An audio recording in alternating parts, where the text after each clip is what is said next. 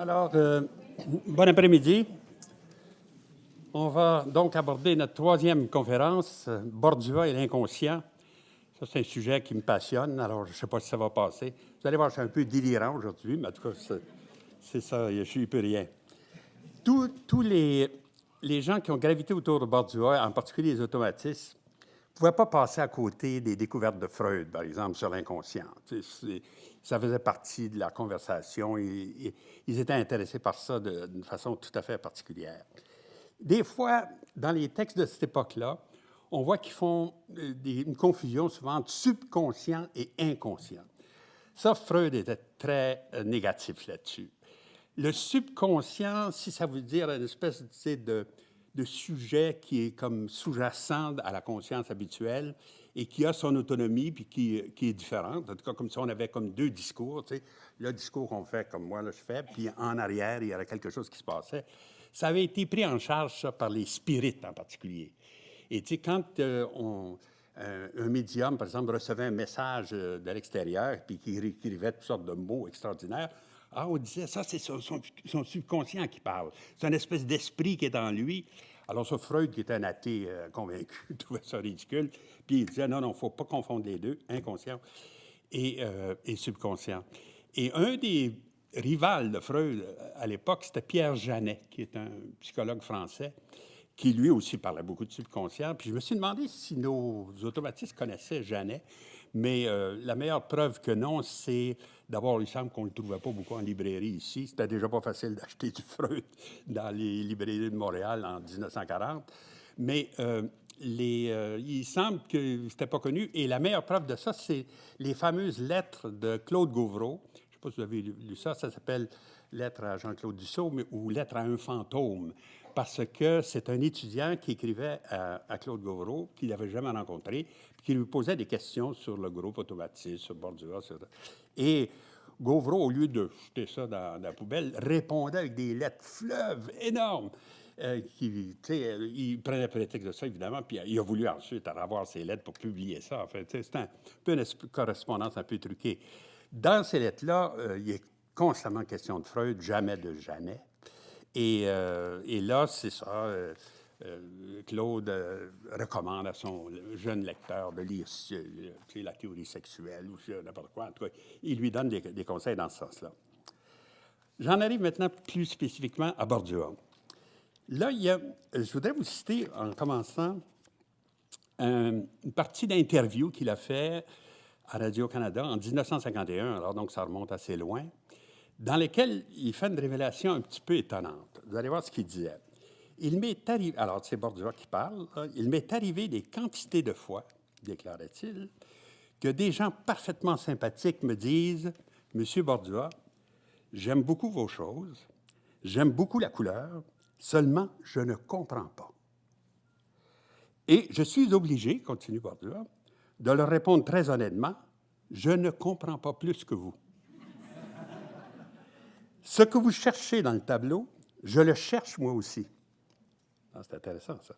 Vous cherchez le sujet de ce tableau, je l'ignore autant que vous. Alors, ceci semble toujours une révélation pour eux, pour ces personnes. Elles ne pouvaient pas s'imaginer, n'est-ce pas, en regardant le tableau, que ce pouvait être un désir de forme, un désir de couleur, un désir de lumière, un désir d'harmonie, et que ce désir-là puisse être des objets précis. Pour eux, ce désir-là, ça n'a pas de sens précis. Pourquoi? Simplement parce qu'ils sont attachés à avoir d'autres qualités qui sont secondaires, des qualités d'emprunt, comme le sujet d'état, de science, ou tout ce que vous voudrez, mais qui est en dehors, exprimé par des qualités plastiques, mais en dehors de la plastique même. OK, il y a deux choses là. Il y a l'idée, évidemment, que Bordua surprend son auditoire en disant « je ne sais pas moi non plus ce qui est là ». Mais il y a quelque chose. Hein? Il y a un sujet là, qui serait latent. Puis ensuite, il dérive vers ce qu'on pourrait appeler les qualités plastiques de l'œuvre, c'est-à-dire, bon, la forme, la couleur. Ça, j'ai l'impression que dans ce contexte-là, c'est un peu comme un discours qui cache l'autre discours, qui est plus important. Celui, il y a vraiment un sujet dans les tableaux de Bordua. Une des preuves de ça, c'est que presque tous ces tableaux sont titrés. Hein? Il y a des titres, d'ailleurs, souvent qui sont poétique, en fait, comme il va ajouter sous le vent de l'île ou des choses comme ça. Il va donner un titre quasiment littéraire, figuratif, une espèce de petit mini-poème, si on veut. Et au contraire de ce que la plupart du temps on disait à l'époque, que c'était complètement abstrait, qu'il n'y avait rien à comprendre. C'est ça que les gens disent, évidemment. Ils disent, on aime beaucoup l'art, mais on ne comprend rien. On est devant de la peinture abstraite. Mais ce n'est pas complètement vrai, ça. Et là, regardez, je vais vous donner deux exemples deux preuves, si on veut. C'est un tableau qui s'appelle Morning Candelabra, ou Lampadaire du matin. Pourquoi je l'ai mis en anglais? C'est parce qu'il a été donné par Bordua au Musée d'art moderne à New York. Il est toujours dans leur collection. Ça, c'est Mme Georgette Passedois qui lui avait suggéré de faire ça. C'est une bonne idée, ça, quand vous êtes près d'un grand musée, de donner un tableau pour qu'on puisse vous souvenir de vous. Et Georgette Passedois, c'est celle qui avait organisé pour la première fois à New York une exposition Bordua. Hein? Et donc, d'ailleurs, une des raisons pour lesquelles il est allé plutôt chez elle que chez d'autres galeries, c'est qu'elle était française, et donc le problème de la langue ne se posait pas avec elle. C'est parce que Bordua n'a jamais parlé beaucoup anglais. Je suis très surpris qu'il ait pu faire des affaires en anglais. Par exemple, toute sa correspondance est en français. Il y a pas, même quand il écrit à Harvard, puis à des Martin, puis des gens comme ça, il leur écrit tout le temps en français. Des fois, il leur dit « J'espère que mon français ne sera pas un problème. » Je suis sûr que ça a dû l'être de temps en temps parce que tous ces gens-là ne pouvaient pas savoir. Alors donc, il donne ce tableau-là. Et là, le musée d'art moderne, comme ils font dans tous les musées, lui envoie un questionnaire et lui demande de répondre à des questions. Par exemple, celui-là, il lui demande « What is the subject of your painting? » Quel est le sujet de votre tableau? Alors, il dit « Son sujet est strictement... » Alors, voici ce que Bordua répond. « Son sujet est strictement subjectif et fait partie sans doute du monde encore mystérieux des associations. Le titre n'a été donné qu'après coup. » Ça, c'est important. Hein? Il ne s'est pas mis à dire « Je vais faire des morning candelabra, des lampadaires du matin. » Le titre a été donné après coup comme une espèce de lecture du tableau quand il est terminé. Hein? Il voit le tableau, puis les espèces de formes un peu coniques là, suggèrent un lampadaire du matin. Un peu plus loin, on lui demande « What is the significance of your painting? » Quelle est la signification de votre tableau? Là, il répond « Tous mes tableaux ne sont faits que pour ma propre connaissance. » Autrement dit, il répète ce qu'il disait dans l'interview de 1951. Hein? Je cherche moi aussi le sujet et je fais mes tableaux pour ma propre connaissance. Il rejoint d'ailleurs ce que Jackson Pollock disait aussi, « Painting is self-discovery. » La peinture est une découverte de soi. Tous les grands peintres peignent eux-mêmes. Alors, et là, donc, ça confirme un peu cette histoire-là.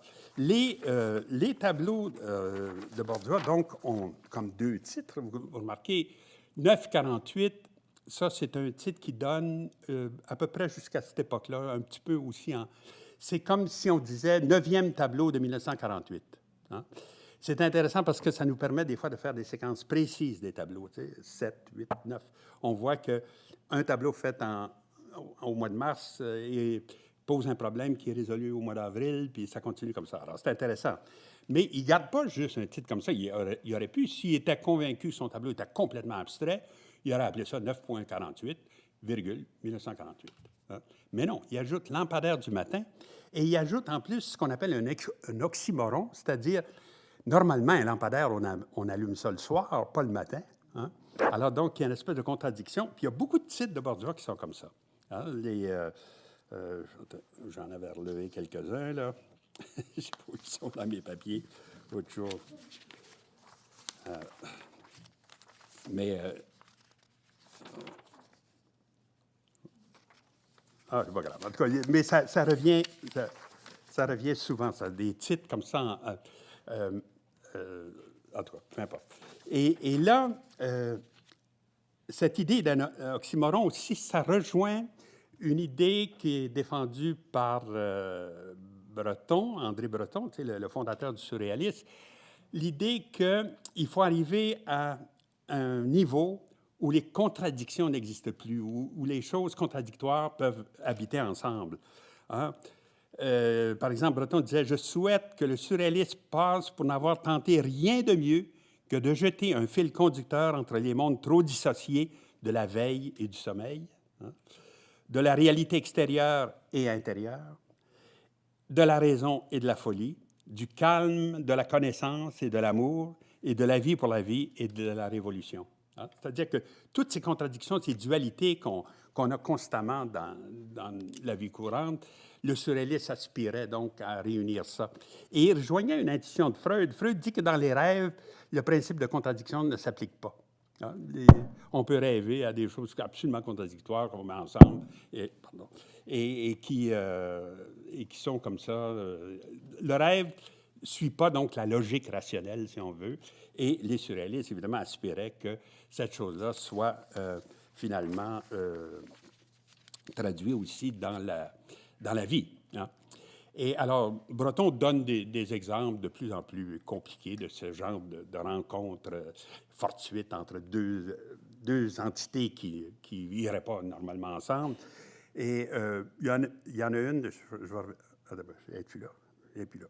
Il y en a qui sont très, très compliqués. Ça, c'est un autre exemple dans lequel, chez Bordua aussi, on a des allusions à un sujet précis. C'est une petite aquarelle qui a appartenu à Jean McEwen, vous savez, le peintre, et qui est maintenant donc à Vancouver. Et Bordua a commenté l'aquarelle à McEwen, puis McEwen m'a répété un peu ce qu'il lui disait. Il voyait, par exemple, ici, un espèce de dieu solennel. Tu sais? Et ici, une vieille femme digne qui fait un geste. Autrement dit, Bordua lit aussi des contenus dans cette aquarelle qui a l'air, à première vue, assez abstraite. En fait, c'est au paradis des châteaux en ruine, un peu comme un aquarium qui serait vidé de son eau. En fait, ça a l'air de ça un peu. Mais Bordua, donc, avec McEwen, pointe sur des sujets précis qui l'intéressaient dans cette petite chose. Alors donc, quand il fait ce discours très formaliste, j'allais dire, peinture, c'est des mouvements, c'est de la couleur, c'est de la forme, il y a aussi toujours un autre discours possible, celui d'un sujet. Et donc, on n'a pas affaire à de l'art complètement abstrait ici. Hein? On a affaire à un art qui non figuratif, si on veut, mais qui s'en va et qui contient tout le temps un certain rapport avec l'extérieur. Alors, si on va maintenant un petit peu plus en profondeur, je vais commencer avec ce tableau-là, puis vous allez voir, là, on va partir dans le délire un peu, mais en tout cas, de toute façon. C'est une gouache. Hein? Alors, une gouache de Bordua, c'est une œuvre donc, de 1942 qui a été présentée à ce qu'on appelle l'Ermitage, mais pas en Russie. L'Ermitage, c'est sur la rue Côte-des-Neiges, ici. Ça fait partie, c'était comme j'allais dire, une salle de jeu du Collège de Montréal. Hein? Alors, il y avait un grand territoire là-dedans, qui était une grande salle, si on veut, où on jouait le badminton ou je ne sais pas quoi. Et on prête cette salle-là à Bordua parce qu'il faut penser qu'au début des années 40, vous n'avez pas beaucoup de galeries d'art, d'une part, puis surtout pas beaucoup de galeries qui étaient prêtes à présenter des œuvres de ce type-là. Hein? Vous aviez Watson ou d'autres, là, mais qui présentaient des tableaux figuratifs avec des noms connus et des choses comme ça. Mais là, pour pouvoir exposer les gouaches de Bordua, il fallait trouver un endroit plus libre, en fait. Alors, donc, l'Ermitage. Et là, celle-là, comme tout à l'heure, a deux titres. Numéro 1, ou la machine à coudre. La voyez-vous, la machine à coudre là-dedans? Pas trop facile. Hein? Je vais essayer. C'est ce genre de machine-là auquel il y a en vue. Pas nos histoires très, très contemporaines, là. Et si je reviens en arrière, vous allez voir que ça a un peu de bon sens, parce qu'il y aurait ici l'aiguille, puis il y aurait là peut-être une espèce de manivelle. En tout cas, on aurait une forme vaguement de machine à coudre. Hein? Alors donc, il s'agit d'une lecture donnée après coup. Évidemment, il ne s'est pas installé, puis il dit je vais peindre une machine à coudre comme première abstraction hein, pour mon exposition. Ça n'avait pas l'air d'une bien bonne idée. Alors, non, mais un coup fait, le numéro 1, il le regarde et il dit c'est comme la machine à coudre. Cette histoire-là de la machine à coudre, c'est pas neutre, ça. Parce que dans les cercles surréalistes en particulier, il y a un poète qui est souvent cité et que Bordua connaissait, d'ailleurs, parce qu'on sait qu'il l'a lu, c'est Lautréamont. Et dans le grand poème dans les Chants du Maldoror de Lautréamont, il y a cette phrase extraordinaire, « Beau comme la rencontre fortuite sur une table de dissection d'une machine à coudre et d'un parapluie. » Ah! Alors là, je me suis demandé, j'ai dit, Bordua connaissait certainement cette phrase-là. Évidemment, on n'a pas de parapluie, là, on a juste la machine à coudre. Mais vous avez des gens comme Man Ray, par exemple, qui ont été tentés de représenter la chose telle qu'elle. Hein? C'est un collage. Hein? Il est allé chercher donc un parapluie, une machine à coudre, puis il les a mis sur une table de dissection. Et donc, il fait une espèce d'illustration de cette phrase de Lautréamont. Hein? Les interprétations des surréalistes là-dessus, en général, sont sexuelles. Hein? Le parapluie, c'est le monsieur, puis la machine à coudre, c'est la madame. Et la table de discussion, si vous avez deviné, c'est le lit. Hein? Alors, il faut toujours des parallèles de ce type-là quand il parle de cette phrase-là, puis de son application ici. Hein?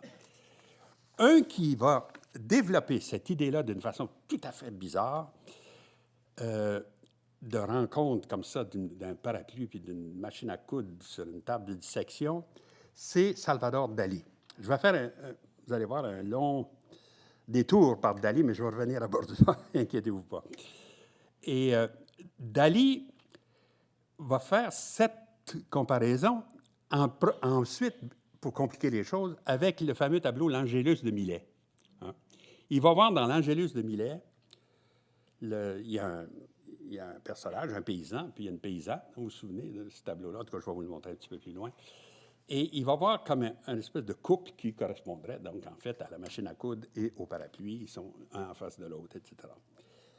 Mais, alors, regardez comment ça commence avec Dali. Alors, le tableau qui est à gauche, minuscule petit tableau, j'ai été très surpris quand je l'ai vu. Il est à la Galerie nationale, ça a été acheté plutôt récemment, je pense en 1975 ou quelque chose. Et tout petit tableau, là, 24 par 19 cm, c'est pas grand ça, hein? Mais avec beaucoup de choses qui se passent dedans. Alors, au-dessus de la porte qui est ouverte, vous avez l'Angélus de Millet. Puis là, je vous l'ai mis en parallèle là, pour vous souvenir de ce que c'est. Ici, derrière la porte, à gauche, le bonhomme qui a un homard sur la tête. C'est une drôle de façon de se coiffer, mais en tout cas, c'est supposé être Maxime Gorky qui nous ouvre le monde. Et le personnage qui nous tourne le dos au premier plan, ce serait Lénine. Puis au fond, la dame qui sourit un peu, c'est la femme de Dali, c'est Gala. Alors, et en plus, sur la gauche, un peu au-dessus de la tête de ce qui serait Lénine, vous avez des bustes, là. Et un des bustes, c'est Breton. C'est André Breton. Alors, celui qui est au milieu, là, c'est un portrait d'André Breton. Qu'est-ce que l'Angélus de Millet vient faire là-dedans? Hein? Alors là, c'est là que Dali, on peut s'attendre à beaucoup de choses avec Dali. Alors, il nous fait la description suivante. Il dit « Beau comme la rencontre fortuite sur une table de dissection d'une machine à coudre et d'un parapluie, la table de dissection, c'est le champ cimetière. » Alors, il décrit, autrement dit, l'endroit où se trouvent les deux paysans, là, comme une espèce de champ, mais un champ cimetière. Il est même allé jusqu'à dire que si on grattait le tableau et si on faisait une analyse, même avec des rayons X, on trouverait qu'il y a une tombe qui est là. Et que le couple qui est là, il n'est pas en train juste de prier parce que c'est midi ou c'est l'Angélus, mais ils sont au-dessus du tombe de leur fils ou quelque chose comme ça. On a fait des radiographies, on a vu vaguement une espèce de forme. Il était très content, ça prouvait sa théorie, etc. Mais enfin, je ne donnerai pas grand-chose pour ça. Alors, le champ de cimetière, disséqué par la charrue, champ dans lequel un cadavre est enseveli. Donc, c'est ça, c'est sa thèse. Ça. Je lis ce que Dali a écrit. Couvert du grouillement frénétique et vorace des fourmis. Alors, les fourmis, chez Dali, c'est toujours vorace et frénétique. En fait, ça bouffe tout ce qu'il y a. La machine à coudre, c'est la paysanne. Et là, il ajoute quelque chose d'intéressant. Il dit « Vertu mortelle et cannibale de son aiguille de piquage. » Alors, dans la machine à coudre, il y a une aiguille. Alors, il dit cette aiguille a une vertu mortelle et elle est cannibale aussi, dont le travail s'identifie à la perforation super fine de la menthe religieuse vidant son mal. Ah, là, il fait intervenir un nouvel élément. Alors, c'est compliqué. On a donc l'Angélus de Millet, on a la phrase de Lautréamont. Puis là, on a tout d'un coup une menthe religieuse. Alors, autrement dit, il interprète le geste de la paysanne, qui est comme ça, comme un peu un geste de menthe religieuse. En tout cas, je vais vous montrer tout à l'heure une photo de la menthe. Là, vous allez voir que c'est un peu possible. Et là, il dit, et le parapluie est un symbole phallique, bien sûr, et c'est le paysan. Il a baissé son chapeau pour cacher pudiquement une érection. Bon. Je ne sais pas si... J'ai vu que ça vous a tous convaincus. OK. Alors là, on ajoute donc une autre série d'associations bizarres, compliquées, etc. Et là, je vous montre un tableau de Dali qui serait comme la traduction picturale de ce que je viens de vous lire dans son texte. Hein? Autrement dit, le paysan, maintenant, a le cœur complètement percé, il est disparu. On voit même l'ombre sur l'espèce de rocher qui est derrière lui. Il y a déjà une tête de mort, c'est-à-dire qu'il est déjà comme bouffé complètement. Et là, la paysanne, peut-être un peu plus l'air d'une menthe religieuse, un petit peu. En tout cas, elle est devant lui, penche la tête, puis est prêt à le... Puis il paraît que, d'après Dali, l'espèce de brouette là, qui monte en haut avec les deux sacs, ce serait comme aussi une représentation de l'acte sexuel. Enfin bon, peu importe. Mais là, on voit donc Dali, dans sa peinture aussi, renforce, ça fait cette espèce d'idée entre les deux. D'où ça vient, ça, cette idée que la menthe religieuse pourrait être vorace comme ça, il pourrait éventuellement piquer le mari et puis le faire disparaître. Tous les surréalistes ont probablement lu à la fois ça dans Roger Caillois et dans le fameux entomologiste qui s'appelle Jean-Henri Fabre. Peut-être vous connaissez ça. C'est un bonhomme qui avait fait au début du siècle ce qu'il appelait des souvenirs entomologiques. Hein? Et un livre d'ailleurs très bien écrit, assez savant, et dans lequel il décrit les coutumes des menthes religieuses. Alors là, vous en avez un couple. Là, le mari, c'est le plus petit, là. La madame, c'est le gros en avant, là. Alors, voici ce que Fabre raconte là-dessus. Il dit « Le peu que nous venons d'apprendre sur les mœurs de la menthe ne concorde guère avec ce que pouvait faire supposer l'appellation populaire. D'après le terme de prégodieux, on s'attendrait à un insecte placide, dévotement recueilli, comme, au fond, la femme de l'Angélus de Milet.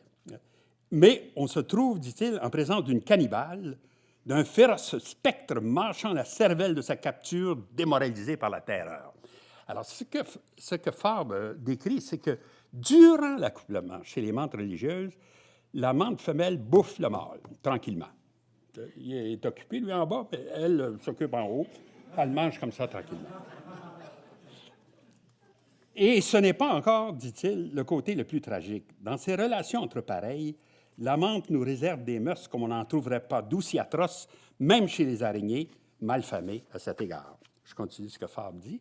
Si la pauvrette est aimée, si le pauvret, ah oui, c'est lui, est aimé de sa belle comme vivificateur des ovaires, il est aimé aussi comme gibier de haut goût. Dans la journée, en effet, le lendemain ou plus tard, il est saisi par sa compagne qui lui ronge d'abord la nuque, suivant les usages et coutumes, et puis, méthodiquement, à petites bouchées, le consomme, ne laissant que les ailes. Ce n'est plus ici jalousie de sérail entre pareils, mais bien fringale de dépravés. Il en met un peu. L'amour est plus fort que la mort, a-t-on dit. Pris à la lettre, jamais l'aphorisme n'a reçu confirmation plus éclatante. Un décapité, un amputé jusqu'au milieu de la poitrine, un canard persiste à vouloir donner vie. Il ne lâchera prise que lorsque sera entamé le ventre, siège de ses organes producteurs. Manger l'amoureux après mariage consommé, faire le repas du nain épuisé, désormais bon à rien, cela se comprend dans une certaine mesure chez l'insecte peu scrupuleux en matière de sentiments. Mais le croquer pendant l'acte, cela dépense tout ce qu'on oserait rêver d'atroce imagination. Je l'ai vu de mes yeux vus, dit Fabre, et je ne suis pas encore remis de ma surprise. Je comprends. En réalité, ce qu'il décrit là ne se passe que chez les menthes qui sont en captivité. Dans la nature, ils ne font pas ça. On n'a jamais réussi à photographier la menthe religieuse femelle bouffant le mâle dans la nature. Et c'est probablement des conditions dans lesquelles, enfermés, enfin, certains Fabre les avaient dans une bouteille ou quelque chose comme ça, ils les ont observés comme ça, qui fait qu'elles ont ces mœurs un peu étranges. Hein? Alors là, vous en voyez une en train de finir son mâle, si on peut dire. Hein? Mais comme je vous dis, ça n'est pas... ça a été vérifié depuis, ça n'existe pas dans la nature comme telle. Le mâle a le temps de s'en aller puis refaire une autre petite aventure ailleurs. L'autre auteur qui parle de ça aussi, avec lequel Breton en particulier pouvait être en contact, c'est Roger Caillois, qui a fait un livre sur la menthe religieuse. Enfin, il s'appelle comme ça. Alors, on voit donc que c'est un thème qui fascine les surréalistes, ça, la menthe religieuse. Hein? Alors, c'est pas étonnant que Dali le reprenne, et c'est pas étonnant que, d'une certaine façon, ça aille jusqu'à des échos jusqu'ici, comme vous allez voir. Caillois explique que dans ses rencontres avec Breton, par exemple, conservait une menthe religieuse qu'il appelait momifiée, mais enfin qui était simplement séchée dans son tiroir. Tu sais. Alors, il dit ça prouve qu'il était intéressé par ça. Il voulait aussi faire une collection de livres dans lesquels on aurait eu ce dessin-là, fait par Marc Sermes en plus. Alors donc, il avait demandé à un de ses collègues, là, un des grands peintres surréalistes, de lui faire un dessin de la menthe religieuse là, en position d'attaque, et il voulait mettre ça comme un symbole, tu sais, qu'on met sur des livres pour dire l'édition de la menthe religieuse ou quelque chose comme ça. Alors, Breton aurait été fasciné par cette idée-là. Hein? Alors, donc, ça nous fait deux éléments. On peut dire que la menthe religieuse est devenue une partie du bestiaire surréaliste. Hein? Elle fait partie de... Elle est toujours citée avec beaucoup d'intérêt, puis surtout avec tout l'imaginaire là, que je vous citais de Fabre, etc. Alors, on répète ça tout le temps. Par exemple, quand un groupe de surréalistes était à Marseille pendant la guerre, avant de pouvoir quitter la France à cause de l'occupation, ils s'étaient réunis dans une espèce de villa et ils avaient décidé entre eux de faire une version surréaliste du tarot de Marseille. Alors, le tarot, vous savez, c'est une espèce de jeu de cartes pour deviner l'avenir. Et alors, dans les jeux de cartes traditionnels, évidemment, il y a un roi, il y a une reine, il y a un valet, des choses comme ça. Alors, les autres ont dit, c'est fini, ça, les rois, les valets. Ils disent, il faut changer ça. On va inventer nous-mêmes des nouvelles figures, disons, du tarot. Et comme ils sont un peu désœuvrés, ils attendent le bateau, ils attendent des permissions, des choses comme ça pour se sauver de la France. Et d'ailleurs, c'est comme ça que Breton va finalement aboutir à New York. Il est là, il est parmi ces gens-là. Et alors, je vous donne un exemple d'une de ces cartes de tarot qui a été faite par Jacques Hérold, dans laquelle il utilise justement la menthe religieuse. Alors, au lieu d'avoir la reine, bon, on a tout d'un coup ce personnage bizarre qui s'appelle Laniel. Laniel, c'est une héroïne de Stendhal. Dans le dernier livre que Stendhal a écrit, qui n'est pas terminé, en tout cas, elle est là-dedans, est un peu le pendant du Rouge et le Noir, etc. En tout cas, donc, ça pouvait être un personnage que les surréalistes aimaient. Alors, elle est représentée comme ça, comme dans une carte à jouer, en haut et en bas, et aussi avec une tache rouge de sang pour remplacer le fameux cœur, pique, carreau qu'on a sur les cartes. Alors, au lieu de ça, ils ont mis d'autres choses. Ils ont mis, par exemple, pour le cœur, ils ont mis une tache de sang. En tout cas, ils essaient de refaire donc une nouvelle, des nouvelles cartes de tarot. Et alors là, donc, on voit, on a tout un complexe là, dans lequel, quand je dis que la menthe religieuse devient une espèce d'élément du bestiaire surréaliste, vous avez plusieurs exemples. Là. On voit que ça s'étend un peu dans toutes les directions. Maintenant, qu'est-ce qu'il y en est? Bon, vous allez me dire, c'est bien beau ça, mais qu'est-ce qu'il y en est de Bordua là-dedans? Comment ça le touche? Alors, chez Bordua, vous allez voir, je vais vous montrer d'abord 3 tableaux dans lesquels on a une allusion à une espèce de relation entre animal et humain. Puis une relation sexuelle aussi, une espèce de contact entre les deux, et de plus en plus explicite d'ailleurs en fonction du thème de la menthe religieuse. Le premier, on pourrait dire, c'est presque classique ou un peu détaché.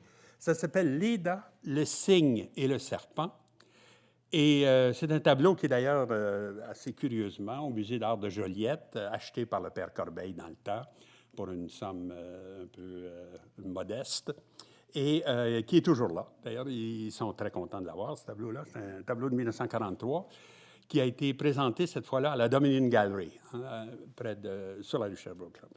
Et Léda, le cygne et le serpent. Alors, donc, vous avez un espèce de profil féminin en bas, à gauche, Le cygne, ça pourrait être tout ce qui est blanc autour, puis le serpent, bien, il est plus difficile à distinguer, mais il y a peut-être une de ces grandes lignes noires et vertes là, qui passe à travers le tableau.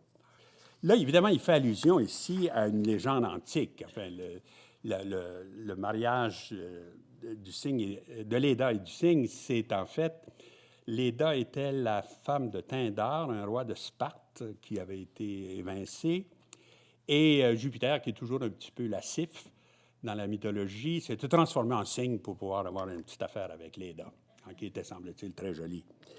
Alors, c'est un thème, semble-t-il, aussi que Léonard de Vinci avait traité. On ne connaît pas le tableau, mais on connaît ou des dessins préparatoires à son tableau ou des copies de son tableau. Ce que vous avez à droite, c'est une copie faite par un autre peintre du tableau de Léonard qui est perdu, lui. Mais dans le dessin, ça c'est vraiment un dessin de Léonard de Vinci, on voit Léda avec son cygne à côté, et là aussi. Alors, de cette union entre un personnage humain et un personnage animal, est né 4 enfants. Enfin, il y a 2 œufs qui naissent de ça, puis dans chacun, il y a 2 enfants, dont Castor et Pollux, par exemple, qui seraient nés de cette union-là. Alors, c'est ça qu'on voit dans le tableau, c'est peut-être plus clair. En bas, au pied de la Léda, on voit des œufs brisés avec des petits bébés dedans. Là. Mais c'est ça, ça fait allusion à la légende. Et le serpent, dans le tableau de Bordua, on le retrouve à un endroit où, encore là, je suis sûr qu'il n'a pas vu, mais enfin, vous allez voir pourquoi j'amène ça. Dans cette gravure, en fait, c'est une lithographie, en fait, de Gauguin, qui était enfin, il présente ça comme un projet d'une assiette, en fait, qui aurait été illustré comme ça, dans lequel on voit aussi Léda et le cygne, au premier plan en bas, là, je pense que c'est assez clair, et autour, toutes sortes de petits symboles qui sont, disons, par exemple, à droite, je vais prendre mon petit machin, là, je vais essayer de vous montrer où c'est. Ici, vous avez des fleurs avec une pomme, mais vous avez aussi les 2 petits poulets, là, les 2 enfants là, qui naissent de l'union. Ici, vous avez le cygne, là, vous avez Léda, et là, tout d'un coup, vous avez un serpent ici. Hein? Donc, on a aussi là Léda, le cygne et le serpent dans le Gauguin, avec allusion, évidemment, à la Bible. Hein? L'idée d'un serpent là, qui est dans des relations amoureuses, c'est toujours, ça fait allusion à Adam et Ève au paradis, là, puis enfin, le serpent qui est le diable, qui les tente, etc., puis avec lequel on est, depuis ce temps-là qu'on a du trouble, hein, vous savez. Ouais. Alors, là, vous avez ici donc le serpent, puis là, il y a une espèce de branche d'olivier, comme de réconciliation. Et alors, donc, il y a tout ça de symboles-là. Je suis sûr que ni le Léonard de Vinci, ni le tableau de Gauguin n'a été vu par Bordua. Sauf que l'espèce d'imaginaire qui est derrière ça est très proche de celui de Bordua aussi, parce qu'il est très...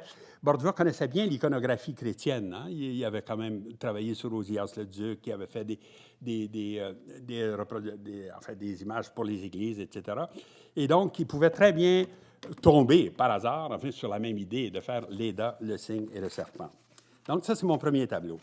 Le deuxième, vous allez voir, on se rapproche encore plus de notre menthe religieuse, c'est la danseuse jaune et la bête. Alors, une fois de plus, on a une danseuse humaine, disons peut-être, et une bête. Hein? On a un peu une rencontre exogamique, comme dirait Lévi-Strauss, qui serait de 2 genres complètement différents. Mais là, si vous remarquez, la danseuse jaune, c'est probablement ce personnage-là qui est ici. Hein? Mais lui, ici, regardez ce geste-là qu'il fait. Hein? Ça fait penser un petit peu à mon geste de la paysanne de Dali. Ça fait penser aussi à la menthe religieuse. Et c'est encore une fois une confrontation entre 2 sexes différents, entre l'animal en plus, puis la danseuse. C'est comme inversé par rapport à la menthe religieuse. Là, c'est plutôt si on veut, c'est la menthe, c'est la femelle qui essaie de séduire le mâle, mais on a quand même une espèce de dualité encore entre les 2. Hein?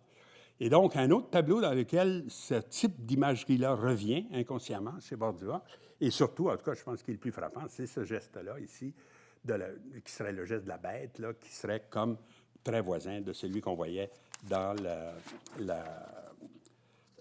les tableaux de l'Angélus de Millet ou de Dali. Et finalement, alors ça, c'est ma grosse preuve, c'est qu'il y a un tableau de Bordua qui s'appelle « La menthe offusquée ». Hein?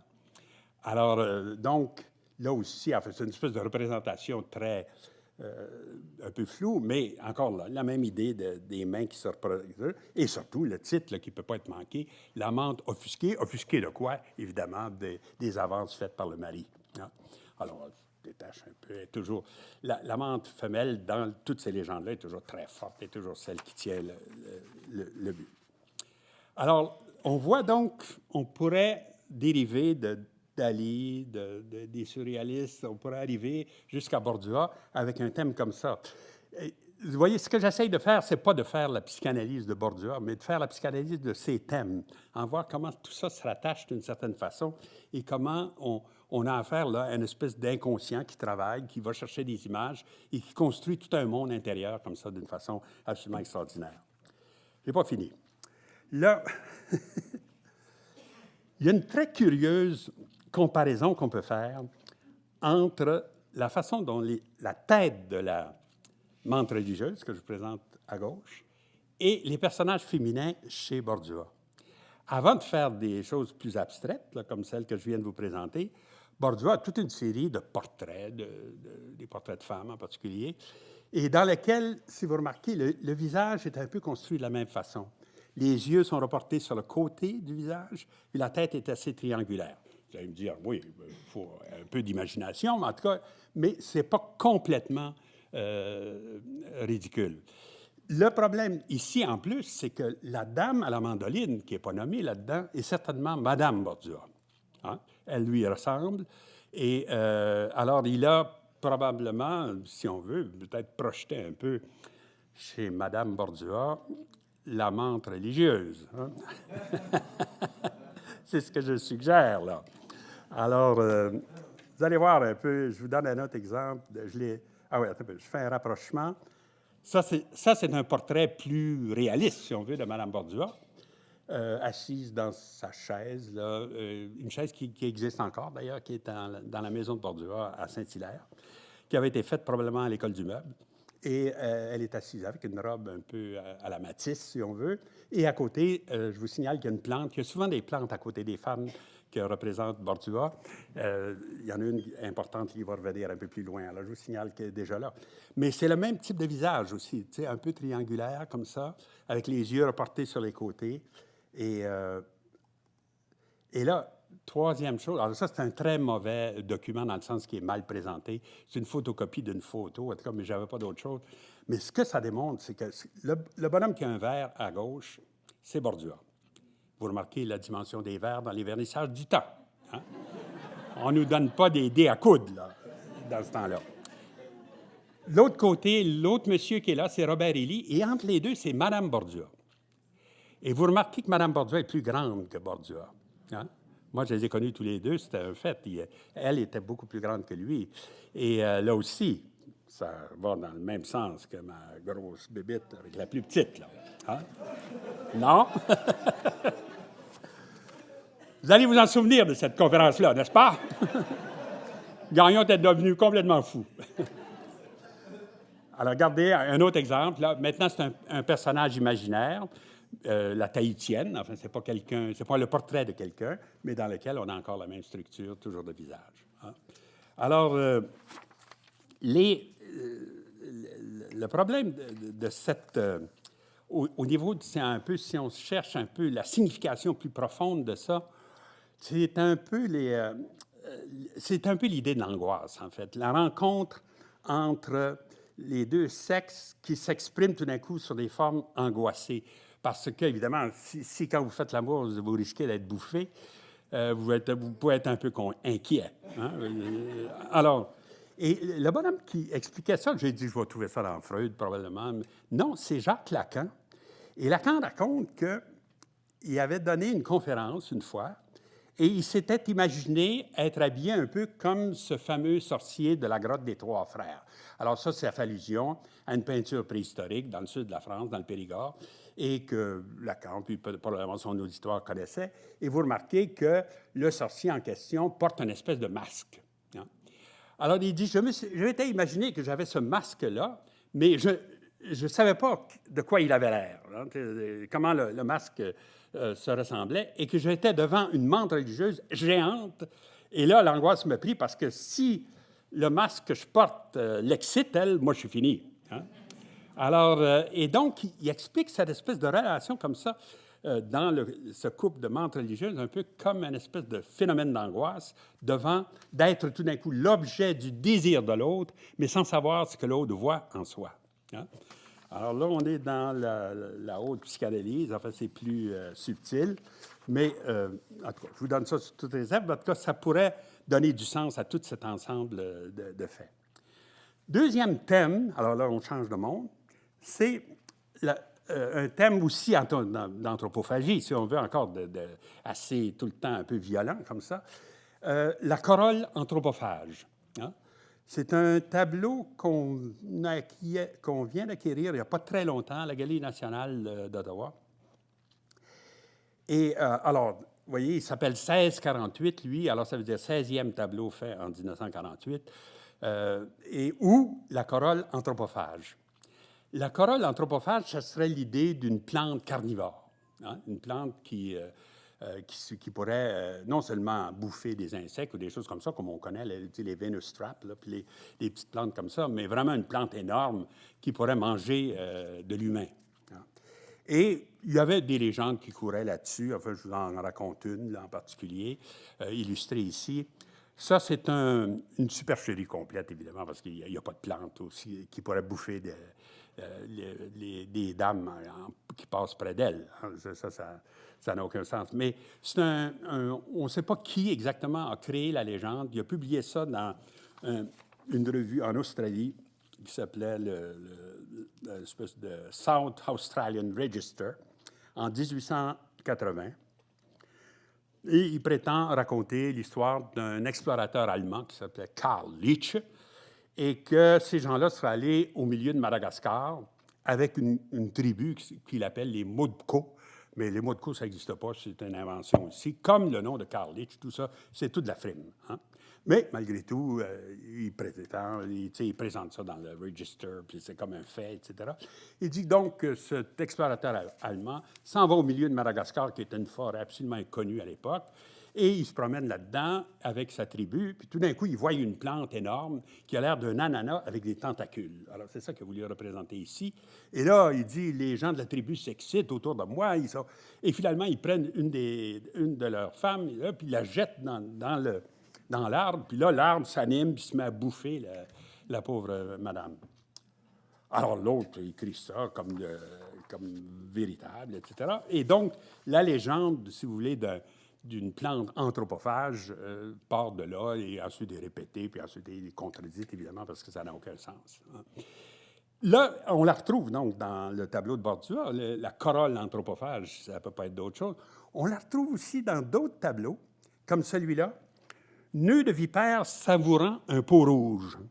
J'ai malheureusement pas de photo en couleur de ce tableau-là, mais c'est un tableau qui a été fait en 1943, qui a été présenté aussi à la Dominion Gallery, comme celui que je vous montrais tout à l'heure, et dans lequel on a encore là, des espèces de tentacules, des serpents, si on veut, qui, au lieu de bouffer une membre d'une tribu à Madagascar, bouffent des peaux rouges.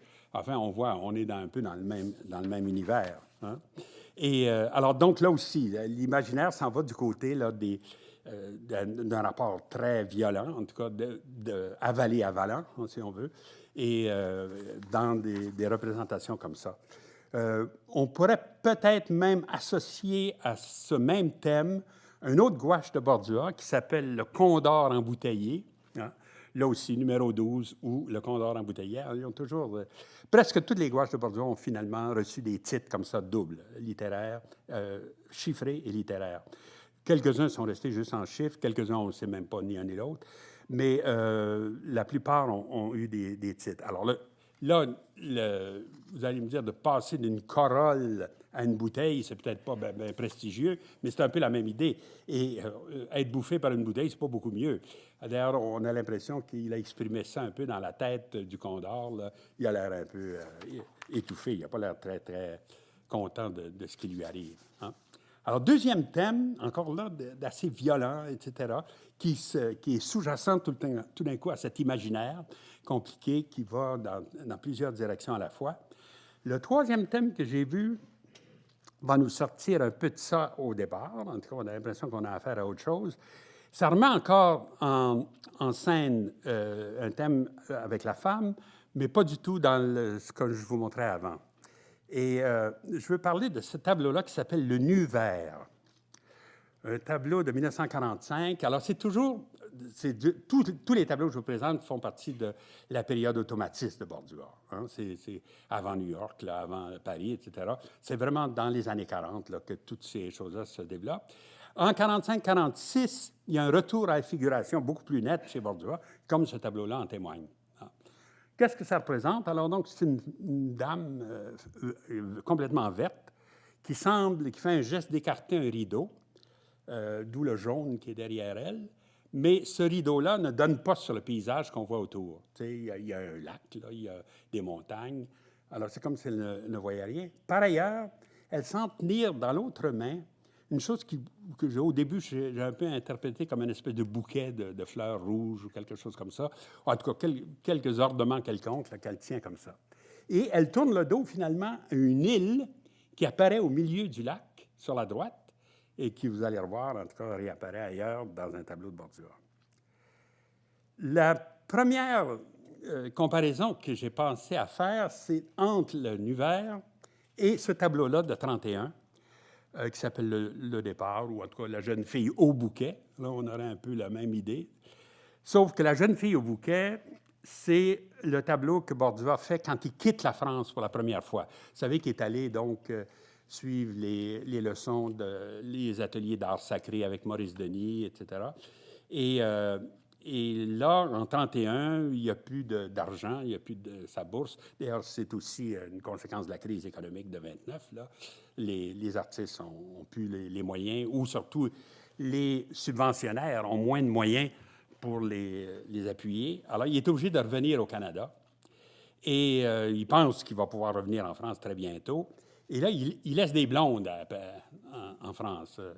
Dans la projection libérante, il parle de Lulu et compagnie. Alors, ils sont 2 ou moins 3. Je découvre les plaisirs de l'amour, Lulu et compagnie. Alors, je me suis demandé... effectivement, il y a une Lucienne dont il parle un peu, qu'il a dû rencontrer, probablement dans la Meuse. Et, au fond, la voile qui est derrière le départ, c'est lui qui s'en va au Canada, puis qui a laissé un bouquet de fleurs à sa blonde, et qui, elle, est très nostalgique, etc. Mais 5 ans après, elle est verte de jalousie. Ah, parce que là, le beau Snorro, il est parti, il n'est jamais revenu. Il a promis, oui, dès que j'ai un peu d'argent, je reviens, etc. Jamais revenu. Alors là, Bordua ressort cette idée-là dans la femme verte. L'autre, pour souligner mon hypothèse, je vous présente un tableau qui est ici au musée, d'ailleurs, pour aller le voir, qui est comme un agrandissement de l'île qu'on voit dans le Nu vert. Hein? À droite, vous avez une espèce d'île au milieu de... Et là, c'est comme si on voyait une image rapprochée. Et là, ce qu'il y a sur l'île, évidemment, c'est un couple. Hein?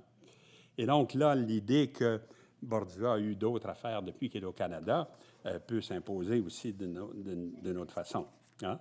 Donc, on continue cette chose-là.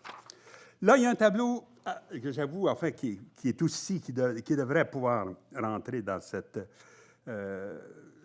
complexe-là, mais avec lequel je ne suis pas encore arrivé à complètement élucider. C'est ce fameux tableau de 345, là, où la femme aux bijoux, qui est à l'Art Gallery of Ontario. Et c'est un tableau aussi assez mystérieux. Enfin, on a une femme qui porte un masque, peut-être, hein, avec juste un œil, un chapeau très extravagant, puis un énorme bijou là, qui est un peu difficile à expliquer, enfin, qui est comme ça, une espèce de giron, si on veut. Peut-être une figure plutôt maternelle qu'une figure de séductrice. Et à côté, toujours à droite, une espèce de plante mystérieuse, un peu comme on trouve souvent dans les portraits de femmes chez Bordua. Mais une représentation qui, au contraire, nous fait rentrer encore une fois dans le même thème que j'ai suivi tout le long, là, je vais finir avec ça, c'est la fustigée. C'est aussi un tableau qu'on a ici, ça, au Musée des Beaux-Arts. La fustigée, ça serait donc la représentation d'un nu de dos qui aurait été fouetté. Hein? Alors, ce qu'on voit, là, les bandes noires, les bandes blanches, etc., ce serait comme des traces de fouet. En plus, vous remarquez à droite, ma corolle anthropophage est là, hein, la même plante qu'on avait dans l'autre tableau réapparaît là. Et peut-être même, si on veut, un peu une espèce de serpent. En tout cas, peu importe. Alors, la fustigée, dans les papiers de Borgia, des fois, s'appelle la flageolée, mais il a finalement abandonné ce titre-là parce que ça fait penser à la flagellation. Et évidemment, le tableau n'a rien de religieux, il n'y a pas de rapport. Ça serait non seulement une sécularisation de la flagellation, mais aussi une féminisation de la flagellation. Alors donc, il a abandonné ça, il l'appelle la fustigée. Ce qui est très curieux, quand on a acquis ce tableau-là ici au musée, il est allé en restauration, comme on fait toujours, et on a pris une radiographie du tableau. Et ce qu'on a trouvé, c'est que derrière la fustigée, il y a un nu de dos. Autrement dit, c'est un tableau qu'il a fait en 1941 et qu'il a retravaillé en 1946. Et c'est pour ça, d'ailleurs, que le titre, la date du tableau a toujours paru très curieuse. Il met 41-46. On dit qu'il n'a pas pris 5 ans pour faire ce tableau-là, ça n'a aucun bon sens. Non, non, c'est un tableau de 41, repris en 46. C'est un nu de dos transformé en fustigé. Hein? Comme si le nu de dos appelait, enfin, cette espèce de thème violent, enfin, de fustigation. Et le tableau de 41 avait été acheté par un collectionneur célèbre, maintenant décédé, mais en tout cas, l'avocat Barcelot. Et c'était un bonhomme qui avait acheté beaucoup de tableaux, enfin, en particulier qui était proche de Borgia, etc. Et Borgia a voulu ravoir son tableau à un moment donné. Et il est allé voir Barcelot, il a dit, écoute, je suis prêt à te l'échanger pour n'importe quoi. Alors, Barcelot était d'accord, il lui a donné une abstraction qui s'appelle l'abstraction bleu-blanc-rouge, en tout cas, peu importe. Et Borgia a repris son tableau. Et là, il l'a modifié.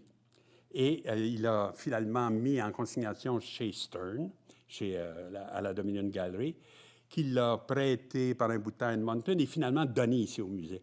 Alors, c'est comme ça qu'on a fini par l'avoir ici.